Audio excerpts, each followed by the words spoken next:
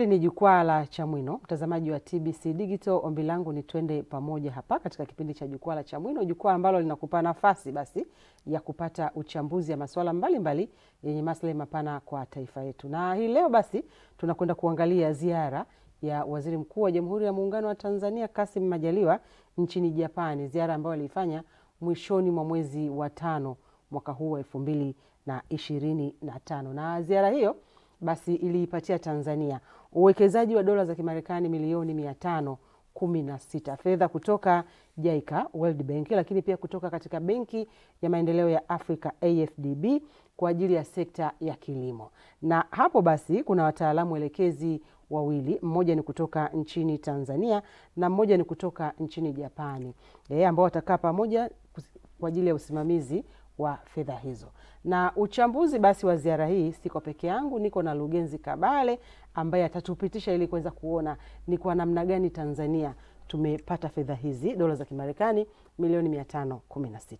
Lugenzi, karibu. Asante sana Aneti. Nachotaka kusema fedha hizi za maendeleo kwa ajili ya nchi na nchi huko duniani zipo tu, lakini kinachopaswa uwe na namna ya kuzipata, namna ya kuzivuta. Na kuna mambo ya msingi ili uweze kuzipata fedha kutoka huko ziliko kuja katika nchi yako. Mosi kabisa ni haiba ya serikali yako, lakini pili haiba ya viongozi wako, lakini tatu una sera gani ambazo unapeleka na kuwasomesha wale watu waweze kukupa hizo fedha. Kwa hiyo unapokuwa na haiba nzuri ya serikali na nchi yako, unapokwenda katika mikutano ya kuzungumza na watu wenye fedha, hawana wasiwasi naye. Unafahamu kabisa Aneti, kuna mataifa haiba yao haikubaliki mbele ya jumuiya ya kimataifa, lakini kupitia serikali ya awamu ya 6 inayoongozwa na Mheshimiwa Rais Dr. Samia Suluhu Hassan, haiba ya nchi ya Tanzania, haiba ya serikali ya Tanzania kwa hakika ni haiba ambayo ina mvuto. Lakini ukija kwenye sera za uwekezaji na sera za biashara, kufanya biashara na mataifa mengine, sera zimekaa vizuri kabisa. Kwa hiyo unapokwenda kuwakilisha sera kutoka katika serikali ya Jamhuri ya Muungano wa Tanzania, hakika watu wanavutika kuleta hizi fedha. Na ndio maana sasa katika hizi milioni 516 dola za Kimarekani, zaidi ya trilioni 1 za shilingi za Tanzania zimeweza kupatikana kwa taasisi hizi tatu kuweza kukusanya nguvu ili kutupatia mkopo wenye masharti nafuu, kwa maana ya JICA ambayo ni taasisi inayohusika na maendeleo ya kusaidia maendeleo nje ya Japani, lakini vile vile kuna Benki ya Dunia na Benki ya Maendeleo Afrika. Naweza nikasema ziara ya Mheshimiwa Waziri Mkuu katika nchi ya Japani ndio imekuja na kapu la dola milioni 516 katika vingi. Si kwamba kwenye kapu la Mheshimiwa Waziri Mkuu kuna hizi tu, hilo kapu limejaa. Sasa leo nataka tuzungumzie hizi 516 zina manufaa gani, zimekujaje, zitatusaidia wapi? Twende moja kwa moja kwenye manufaa. Tunaona Waziri Mkuu amekuja na kapu lililobeba dola za Kimarekani milioni 516. Sisi kama Watanzania tunakwenda kunufaika vipi na hizi fedha? Zinakwenda kufanya nini hizi fedha? Hizi fedha ambao ni mkopo wenye masharti nafuu, kwa hakika zinakwenda katika sekta ya kilimo. Sasa sekta ya kilimo ni pana, lakini moja kati ya maeneo ambayo yanakwenda kufaidika na hili eneo, kwanza ni watu wa sekta binafsi ambao wako kwenye sekta ya kilimo. Watapeleka maandiko yao TIC na kuweza kuona jinsi gani hizo fedha wanaweza kuzipata, kwa sababu ziko katika mafungu. Hizi 516 zina vipengele, kila kipengele kimewekewa fedha itakavyotumika katika eneo husika. Lakini eneo jingine ambalo nakwenda kunufaika moja kwa moja ni mfuko wa pembejeo wa taifa. Mfuko wa pembejeo wa taifa ni mfuko ambao unahusika na kununua pembejeo na kusambaza kwa wale ambao wanazihitaji.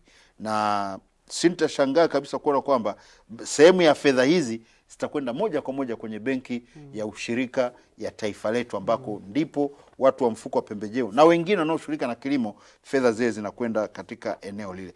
Lakini fedha hizi pia zinakwenda katika kusaidia kuiwezesha Tanzania kupata ustahimilivu wa chakula. Ustahimilivu ni neno kubwa, lakini limetolewa kutoka katika sentensi ya Kiingereza inasema food sustainability.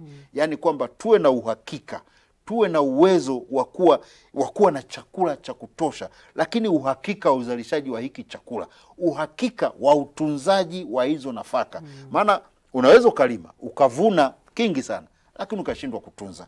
Lakini vile vile unaweza ukavuna na ukawa na kingi sana, lakini ukashindwa kukitoa eneo ambalo kipo kile chakula, kukipeleka eneo ambalo kinahitajika. Kwa sasa katika mradi, katika hizi fedha zitatumika katika kuona kwamba taifa letu si kwamba tu linakuwa na chakula cha kutosha, lakini chakula pia ambacho kinahifadhiwa kwa usalama, lakini chakula ambacho pia kinaweza kuwafikia Watanzania pale ambapo kinahitajika. Kwa hiyo utaona kabisa kwamba fedha hizi zinakwenda kufanya kazi moja kubwa sana kwa ajili ya sekta ya kilimo, lakini kubwa kabisa ni kuchechemua sekta ya kilimo kwa upande wa sekta binafsi. Kama wewe una shamba lako la kahawa, shamba lako la mahindi, ekari 800, ekari 900, unatumia pale mashine za kilimo, huenda mashine za kilimo zimezeeka, unahitaji sasa mashine mpya, basi wewe unakwenda TIC, unapeleka andiko lako, unaona jinsi gani ukubaliana na wale wataalamu waelekezi wawili, unapata hizi fedha ambazo Mheshimiwa Waziri Mkuu ametoka nazo katika nchi ya Japan. Kwa maneno machache tunaweza tukasema kwamba fedha hizi zinakwenda kuchechemua maendeleo ya sekta ya kilimo. Kabisa, yanaenda kuchechemua maendeleo ya sekta ya kilimo, na kama unavyojua kilimo ndio sekta mama ya uchumi wa nchi yetu. Na Watanzania zaidi ya 70% wako kule katika sekta ya kilimo. Kwa hiyo haya ni maono makubwa sana Mheshimiwa Rais Dr. Samia Suluhu Hassan, lakini ya mtendaji mkuu wa serikali ambaye ni Mheshimiwa Waziri Mkuu Kassim Majaliwa. Umetuambia kapu la waziri mkuu kutoka huko Japani, basi lilikuja na mengi, so hili tu tuyaangalie leo yaliyomo ndani ya leo kapu na manufaa yake. Vema kabisa. Katika lile kapu Mheshimiwa Waziri Mkuu, moja ya vitu vingi ambavyo amevifanya na kuweza kuja navyo kwenye kapu ilikuwa ni mkutano wake wa kikazi na waziri mkuu wa nchi ya Japani akiitwa Ishiba Shigeru. Ishiba Shigeru ndio waziri mkuu wa sasa wa Japani. Kwa hiyo alifanya kikao kazi na Mheshimiwa Waziri Mkuu, na katika yale majadiliano, katika mengi yaliyojadiliwa, lakini yapo mambo mawili mazuri sana ambayo yamefanyika kwenye kile kikao.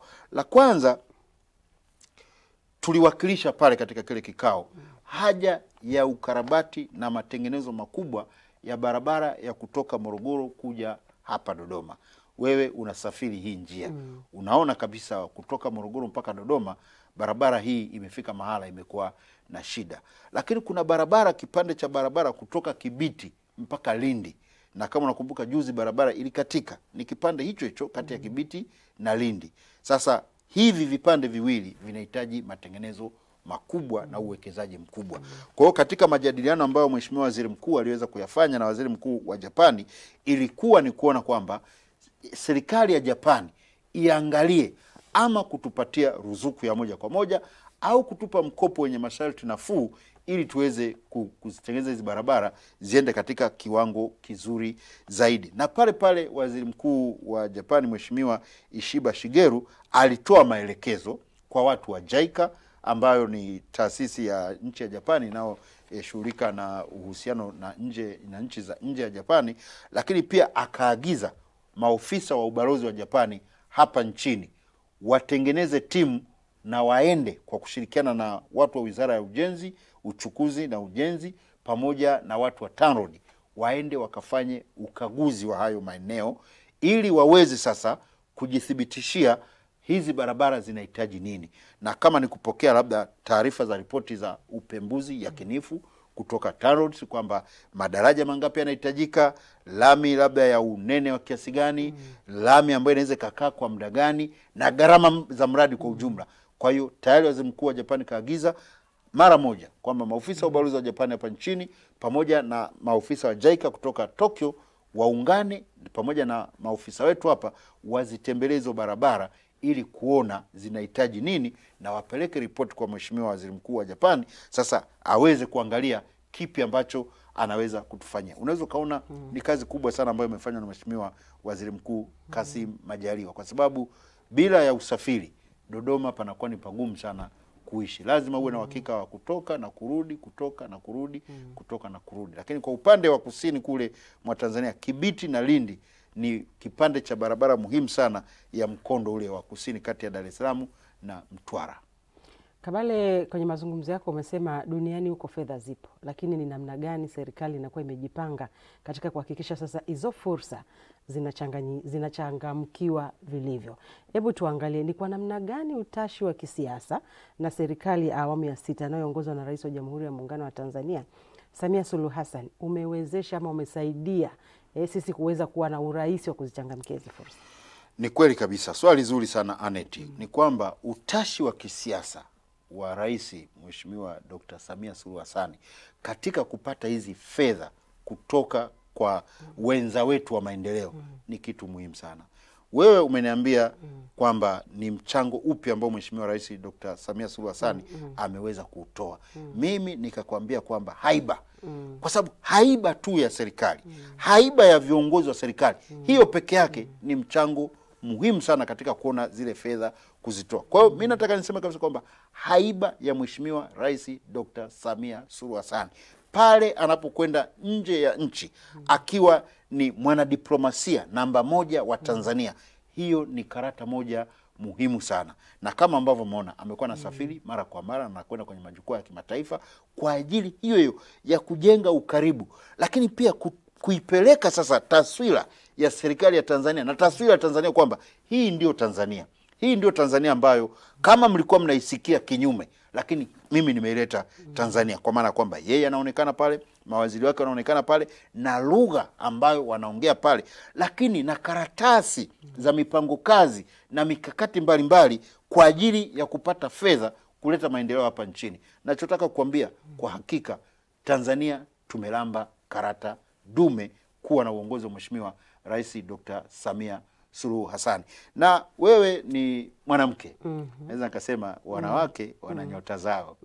Kwa hakika tunatembelea nyota ya Mheshimiwa Rais. Mambo yanakuwa level, yanakuwa mazuri kwa sababu ya nyota ya Mheshimiwa Rais. Tunamwombea sana, Mungu azidi kumweka. Asante, Mungu azidi kumweka. Mtazamaji wa TBC Digital, mara baada ya kupata uchambuzi huu ambao uliangalia ziara ya waziri mkuu nchini Japani, mimi sina la ziada. Niruhusu nikuage. Kwa heri.